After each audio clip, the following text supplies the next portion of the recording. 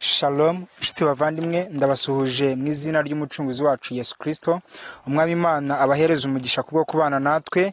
Intego yacu ni imwe gusa, nuko ubutumwa bwiza bw'agakiza, ubutumwa bwiza bwa Yesu Kristo bugera hose, haba aho tubana, duhereye aho tubana, aho twakita nk'i Yerusalemu, aho ngaho muri quartier z'iwacu, haba aho tugiye, ubwo naho twakita nko ku kazi cyangwa se ku mashuri twigaho, cyangwa se ahandi hose turi, ndetse no kugeza ku mpera y'isi. Ubutumwa bwiza bw'agakiza, ubutumwa bwiza bwa Yesu Kristo turifuza ko bwagera bwakaguka hose, ndetse ushatse kuba umufatanyabikorwa muri uyu murimo, watubera umwe mu bambasaderi, ukazajya usangiza inshuti zawe ndetse nabo ukabwira gusangiza abandi, kubera ko biradufasha. Ubutumwa bwiza bwamamara hose, kandi ubutumwa bwiza nta kindi bushaka uretse ko twese tumenya ukuri ndetse tugakizwa.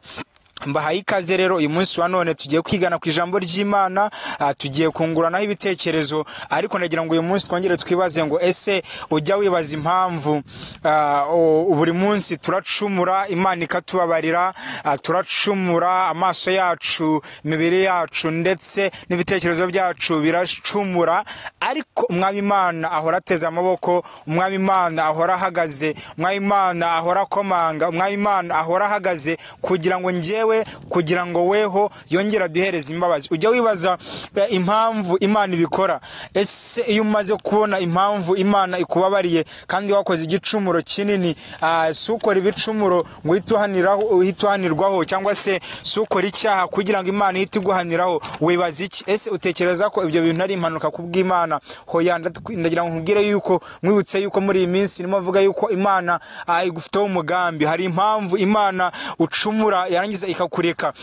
Hari impamvu Imana icumura ariko ikavuga ngo uyu mwana ndamuzi n'uwanjye, reka mureke. Hari impamvu. Uyu munsi wa none tugiye kureba impamvu Imana itwihanganira kandi ikatubabarira mu byo dukora byose buri munsi. Tugiye kureba impamvu Imana itwihanganira mu byo dukora, mu byo tuvuga, mu byo dutekereza. Umubiri wacu uracumura, ubugingo bwacu ndetse n'umwuka byose biracumura, ariko tugiye kurebera hamwe impamvu eshanu umwuka wera yamishuriye impamvu ibyo byose Imana itwihanganira. Turaza gutangira dusoma ijambo ry'Imana, turi buze gusanga mu gitabo cya Zaburi,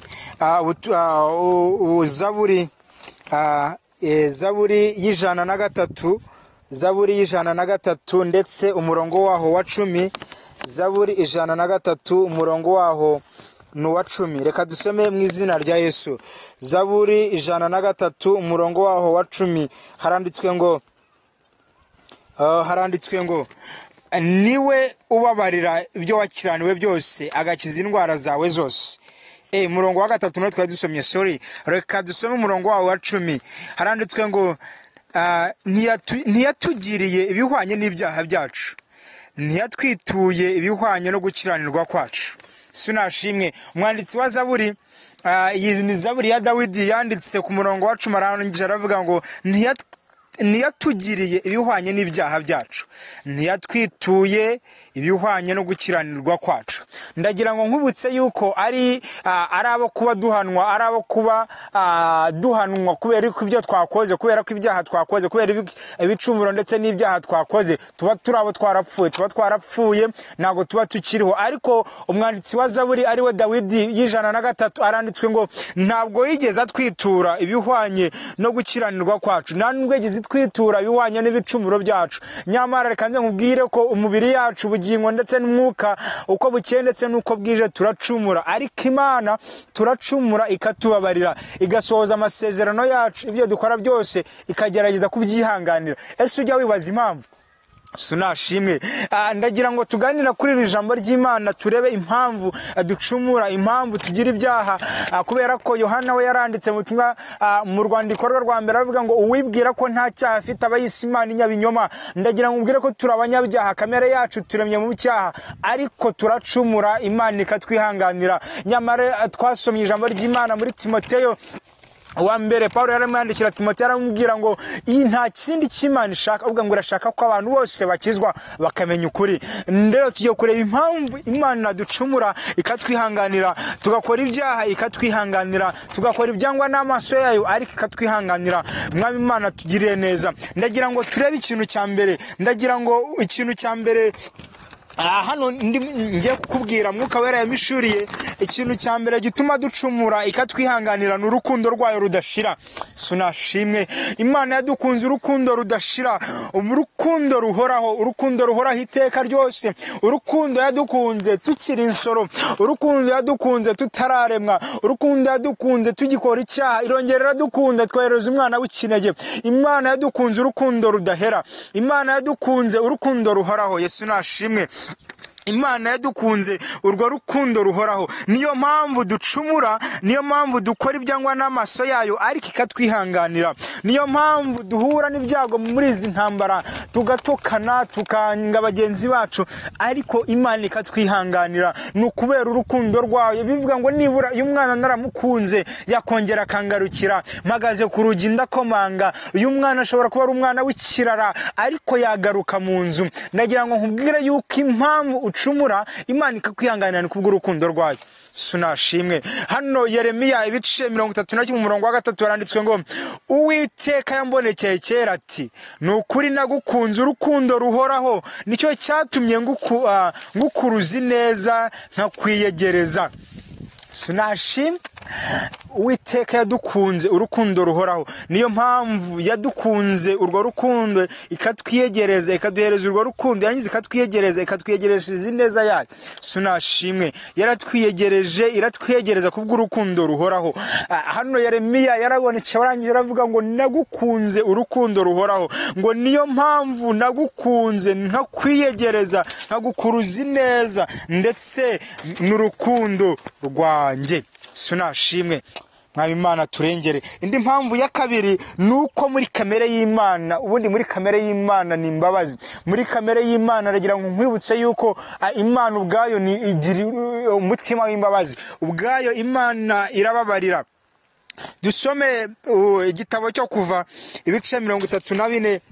Hano ni igitabo cyanditswe na Mose ibice 34 cyo kuva umurongo wacyo wa 6 haranditswe ngo Uwiteka anyura imbere ye arivuga ati Uwiteka Imana y'ibambe n'imbabazi, itinda kurakara, ifite kugira neza kwishi n'umurava mwishi, igumanira abantu bose imbabazi ikageza kubuzukuruza n'ibihe bihumbi, babarira gukiranirwa n'ibicumuro n'ibyaha, ntitsindishiriza na hato aho abo gutsindwa, ahubwo ihora abana gukiranirwa kwa base ikageza kubuzukuruza ndetse n'ubuvivi. Yesu nashimwe. Ndagira ngo nkubwire yuko muri kamere y'Imana, muri attributes, muri kamere y'Imana, muri zimwe muri characteristics z'Imana, Imana ubwayo ni imbabazi, Imana ni urukundo kandi Imana ni imbabazi. Mu bw'imbabazi zayo zihoraho iteka ryose,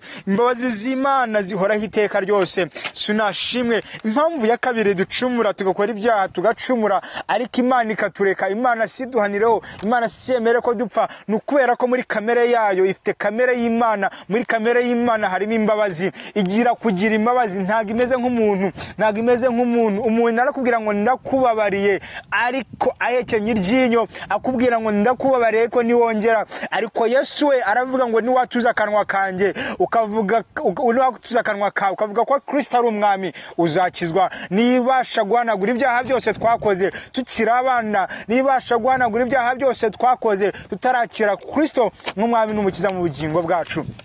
Sunashimwe. Ndagira ngo nkubwire ko muri kamere y'Imana, Imana ubwayo ni imbabazi. Ikindi kintu cya gatatu turimo turihuta kugira ngo tutaza kubatwarira amasaha, Imana amaraso ya Yesu Kristo amaraso ya Yesu Kristo niyo atuma Uwiteka Imana yacu itaturekura. Amaraso ya Yesu yo amaraso ya Yesu yaviri hari igorogota ku musaraba niyo yonyine ajya twibutsa yuko ari amaraso yavuye, ntago yari amazi cyangwa nubwo yari amaraso y'inuma z'intungura, nubwo yari amazi y'amapfizi y'intama, ahubwo yari amaraso y'igiciro cyinshi. Niyo mpamvu rero y'amaraso ya Yesu Kristo ahora atubereye maso. Ndetse n'ikindi nuko gutakirwa na Kristo, Yesu ahora dutakira avuga ati nibura bakongera bagakizwa, abo nibo nameneye amaraso, abo nibo naje gucungura. Yesu akadutakira kubw'amaraso yiwe. Yohani, urwandiko rwa Yohana rwa mbere igice ni cya mbere umurongo wa 9 haranditswe ngo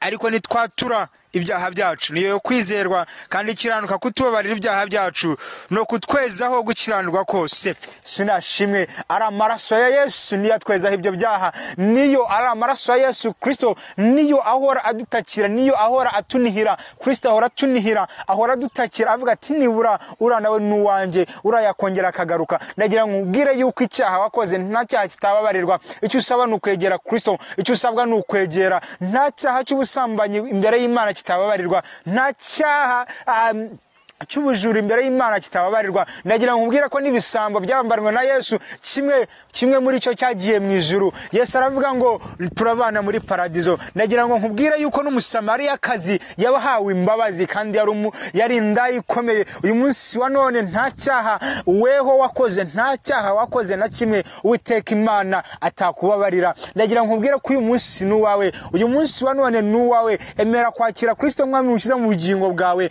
wemere watura ibyaha byawe. Ndagira ngo nkubwire ko kwatura icyaha biragora. Niyo mpamvu nkubwira ngo gerageza usaba Imana uyoborwe na Mwuka Wera. Sinashimwe ariko ni watura ibyaha byawe ukavuga ko Kristo ari umwami, ni wowe kwizerwa, ni ubasha kubabarira ibyaha ndetse n'ibicumuro byacu. Yesu Kristo ashimwe kandi ahimbazwe. Haleluya.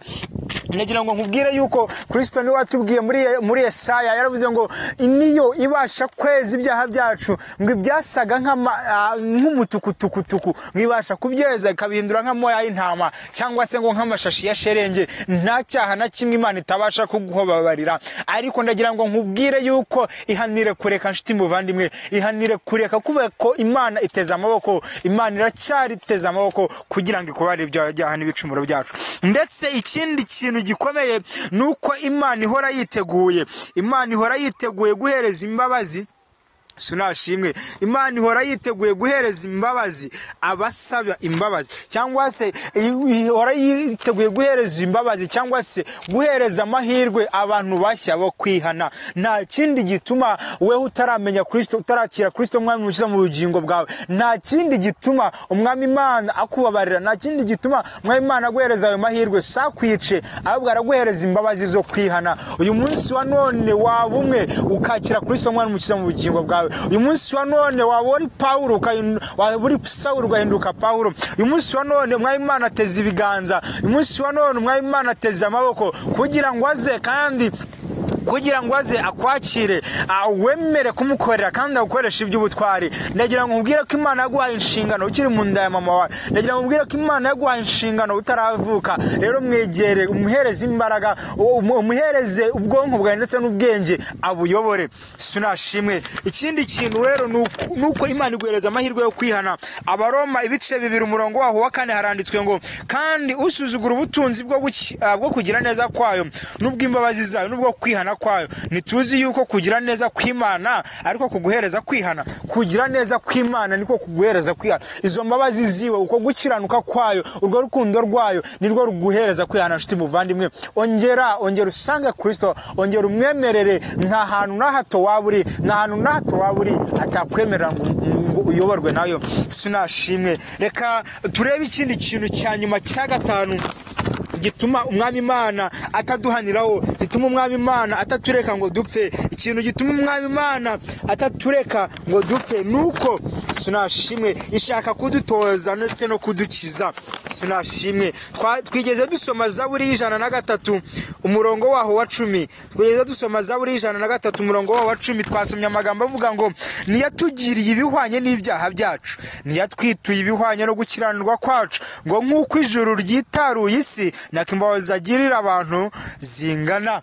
Haleluya. Ndagira nkubwire yuko uko ijuru ryitaruye isi ni nako imbabazi agirira abayubaha zingana, nako agirira imbabazi abamwegera zingana. Emera Kristo akuyobore, emerera Yesu akuyobore. Ashaka kudutoza ndetse no kudukiza uve muri ubwo bubata bw'ibyaha, wemere kwakira Kristo mwana umukiza mu bugingo bwawe. Ariko ndagira ngo wongere gutekereza, ese aya mahirwe nongera guhabwa nayiki? Nta kindi nuko wamamaza ubutumwa bwiza ukabuvana i Yerusalemu, ukabujyana i Yudaya, ukabuvana i Samariya, ukabugeza ku mpera y'isi. Waba uri mu kazi, waba uri kwishuri, waba uri ahandi hatandukanye, gerageza utanga ubutumwa bwiza bw'agakiza, abantu bamenye ukuri, ubundi abantu bave mu bata bw'ibyaha, kugira ngo umunsi ijuru rizakinguka,